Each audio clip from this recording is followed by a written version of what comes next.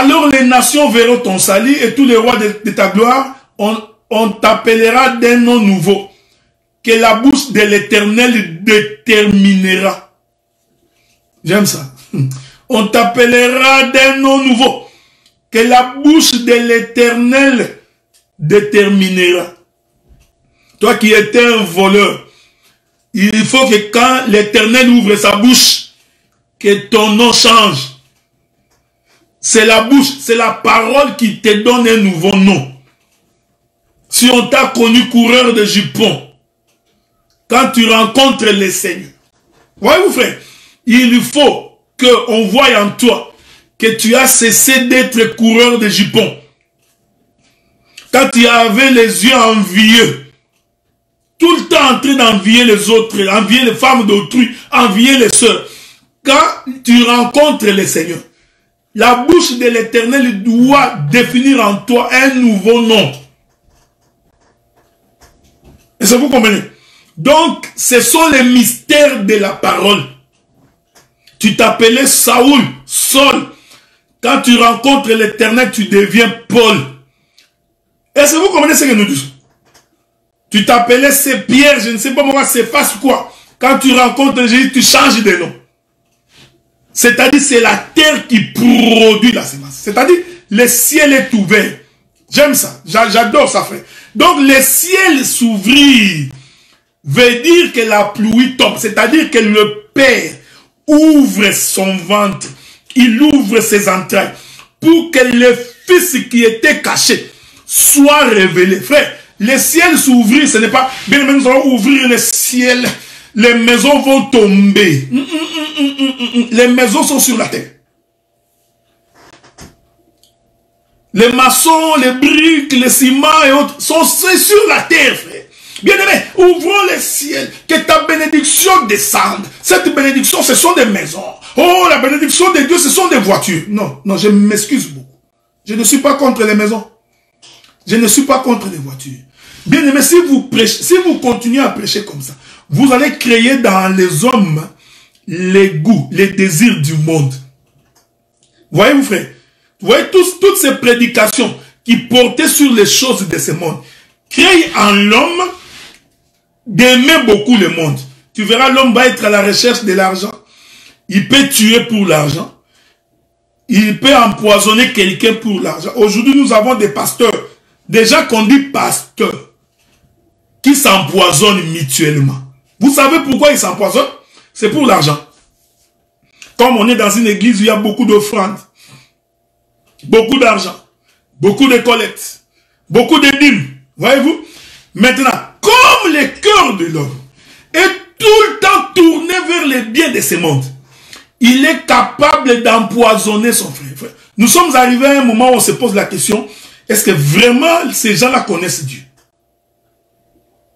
La jalousie monte dans le cœur de quelqu'un jusqu'au point d'empoisonner son frère.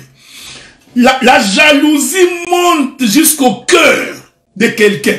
Il fait des manigances pour la chute de son frère. Vous voyez, frère? Tout ça, les gens se battent pour des postes parce qu'ils veulent gérer l'argent. Ça crée les désirs du monde. Voilà pourquoi aujourd'hui, avec coronavirus, ces prédications ont démontré de leurs limites.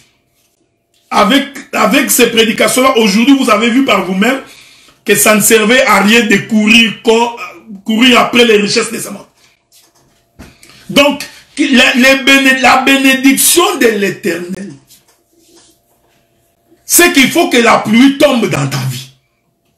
Est-ce que vous comprenez ça? Il faut que la pluie qui tombe, c'est-à-dire que le ciel s'ouvre pour que toi, tu deviennes un homme transformé. Je vous dis, frère, si seulement nous avons des hommes et des femmes qui ont cru à l'évangile, qui sont transformés, nous aurons également moins de problèmes. Je dirais beaucoup de choses aujourd'hui. Vous voyez? Même les conflits que nous avons dans des couples, je vous informe que c'est parce que il y a quelqu'un dans cette maison qui n'est pas un homme transformé. Mais si on est en face d'un couple de chrétiens, je dis ici des vrais chrétiens, c'est-à-dire qui ont compris le ciel, pourquoi il s'est ouvert, Je t'informe, même la paix, vous l'aurez aussi facilement à cause juste de la parole. J'ai dit ces choses. Vous savez, frères, les gens ne comprennent pas les bien fondés de ce que nous disons. Pour que tu aies la paix dans ta maison, ça ne dépend pas d'autre chose. Ça dépend de la parole. Si la parole trouve un homme, une terre, qui reçoit véritablement la parole, tu auras dans ta maison un homme calme, transformé, un homme qui craint Dieu. Tu auras dans ta maison une femme calme, transformée, qui craint Dieu. Et vous avez la paix. Vous ne prierez même plus. Dieu, envoie-nous la paix. Vous priez, vous demandez la paix parce que vous êtes dans les troubles. Mais je t'informe que pour que les troubles cessent, ce que j'ai dit, c'est pareil aussi pour les enfants. Quand tu donnes naissance aux enfants, tu élèves tes enfants selon la voie du Seigneur. Tu apprends à tes enfants à craindre Dieu, à ne pas voler, ne pas calomnier, ne pas insulter, ne pas être malhonnête. C'est seulement ça qui va donner la paix dans ta maison. C'est pourquoi tu as beaucoup plus à gagner d'apprendre à tes enfants la voie du Seigneur, les modèles de Dieu. Cela garantit même la paix dans ta maison. Voilà pourquoi, quand tu viens nous voir et tu nous dis, j'ai beaucoup de problèmes dans la maison, mes enfants ne m'écoutent pas, même si nous prions et que tes enfants ne sont pas attachés à la parole, ça ne servira à rien. Donc la voie par excellence, c'est d'amener tes enfants à craindre Dieu. Et tu verras la paix, tu verras comment les choses marcheront aussi simplement. Est-ce que vous comprenez ça? Rentrons. Ésaïe chapitre 62, verset 4. On ne te nommera plus délaissé. On ne nommera plus ta terre désolation. Mais on t'appellera mon plaisir éternel. Et on l'appellera ta terre épouse. Car l'Éternel met son plaisir en toi. Et la terre aura un époux. Qui est l'époux de la terre? C'est les cieux. Selon Matthieu, chapitre 19, verset 4. Au commencement, Dieu fit l'homme et la femme. Moïse dit, au commencement, Dieu crée les cieux et la terre. Le bien-aimé Esaïe vient me secourir dans cette marche. Il me fait comprendre que la terre aura un époux. Qui est l'époux de la terre? C'est les cieux. Mais les cieux doivent s'ouvrir. J'aime ça. Laissez-moi exhorter. J'aime ça. Donc, si les ciels ne s'ouvrent pas, la terre ne peut pas avoir la paix. La terre sera une terre déserte. La terre sera une terre sèche. Pourquoi? Parce que le ciel ne s'est pas ouvert. Donc, si le ciel s'ouvre, la terre a la paix. J'exhorte, toi qui es marié, si tu voudrais que ta femme soit en paix, ouvre-toi à ta femme. Ici, voyez frère, donc, je vous explique beaucoup de choses. J'ai fait à la fois le doctorat et la pastorale. Si tu veux que ta femme soit en paix, qu'elle ne soit pas jalouse, qu'elle ne va ni à gauche ni à droite, ça ne demande pas beaucoup de choses. Ça demande seulement que toi, l'homme qui est le ciel, que tu puisses t'ouvrir. Que tu ne puisses rien cacher à ta femme. C'est tout. C'est fini. Une femme qui a la révélation. Ouais, c'est ça la révélation. C'est ça la... Mon peuple périt parce qu'il lui manque la connaissance. Un peuple qui marche sans révélation, c'est un peuple qui marche sans fin. Ici, la révélation n'est pas d'abord la démonstration des Écritures. Non, non, non. Je te dis que si Dieu s'était caché, si Dieu n'avait pas dévoilé ses entrailles, nous, l'Église, la femme, nous ne serons pas en paix. Si nous sommes en paix aujourd'hui, parce que nous avons la révélation du Père, c'est les Fils. Voilà pourquoi même pendant ces moments les plus difficiles, voilà pourquoi même quand le monde est en tumulte, le monde est en ébullition, nous sommes calmes, frères, nous sommes en paix. C'est pourquoi je vous avais dit que coronavirus, même si je marche sur son chemin, il ne m'atteindra pas. Non, non. Je suis en paix. Pourquoi? Parce que l'Esprit s'est dévoilé. Le Père s'est ouvert. Est-ce que vous comprenez? Donc, je descends de maintenant dans l'exhortation. Pour que ta femme soit en paix dans ta maison. Qu'elle arrête de se tourmenter. Elle parle beaucoup. Elle va à gauche, il va ceci. La femme est troublée. En réalité, c'est à cause de toi. Parce que toi qui es l'homme, tu es devenu un mystère. La femme ne sait pas combien tu gagnes par mois. Aucune nouvelle, frère. Mais vous êtes... Je m'excuse. Je parle au frère. Je parle au frère. Ta femme ne connaît pas combien tu gagnes. Il ne connaît pas tes mots de passe. Il ne connaît même pas les comptes bancaires, les numéros de compte bancaire. Des fois, tu envoies l'argent à tes amis, à tes anciennes copines, à des gens en Afrique. Ta femme ne sait même pas les transactions que tu fais. Maintenant, tu demandes à cette femme d'être en paix. Non. Elle ne peut pas être en paix. Pourquoi? Parce que toi, tu es un mystère. Je m'en vais au Père vous préparer une place, je reviens. Nous avons cette connaissance. Donc, la connaissance de l'homme donne la paix à la femme. Tu vas voir, elle va grossir.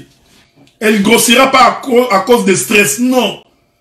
Tu verras même les joues. Elle aura des très belles joues.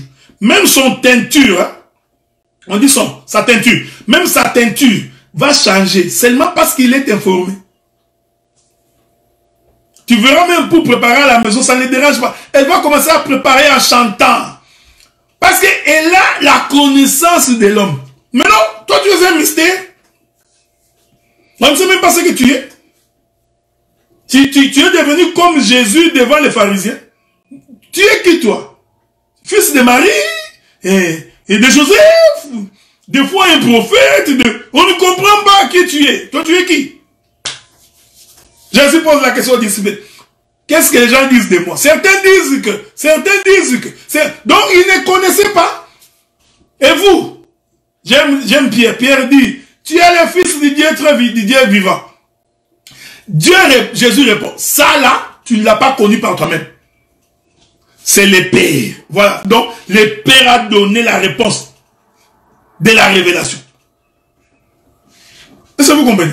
Donc, c'est pourquoi les ciels qui s'ouvrent, c'est-à-dire c'est l'homme qui se révèle. C'est-à-dire c'est Dieu qui se dévoile. Une fois que Dieu s'est dévoilé, la femme est en paix. J'ai fait l'exhortation aux frères. La soumission est facile pour une femme quand l'homme se dévoile. Tu ne lui demanderas pas de se soumettre. Sœur, la Bible dit femme, soyez soumise. Non. La femme se soumet quand elle comprend. Ouais, ça. La femme ne se soumet pas parce que tu as brandi l'écriture, non. La femme se soumet quand elle sait où on va. C'est ça la Bible. Nous sommes soumis à Christ parce que nous savons où nous allons. Même Pierre a dit, Jésus, arrête un peu. Nous avons quitté nos parents, nos femmes, nos enfants, nos biens, nous te suivons. On va continuer comme ça, on ne sait même pas où on va. C'est quoi cette affaire-là? Jésus donne la révélation. Il rassure Pierre. Il dit, sois rassuré. Voici. Donc, quand le ciel s'ouvre, c'est-à-dire quand l'homme, c'est pourquoi les jours où Dieu était devant Abraham, Dieu dit, cacherai-je quelque chose à Abraham? Cacherai-je quelque chose? Donc, quand Dieu révèle, la femme est apaisée. C'est pourquoi l'église est en paix. Donc, quand vous voyez dans l'église, il n'y a pas la paix. Comprenez qu'il y a encore des gens dans cette église qui n'ont pas encore connu Christ. Est-ce que vous comprenez? Ils n'ont pas encore compris. C'est pourquoi il y a beaucoup de troubles dans les églises. Beaucoup de désordre. Parce qu'il y a des gens qui n'ont pas encore connu la révélation.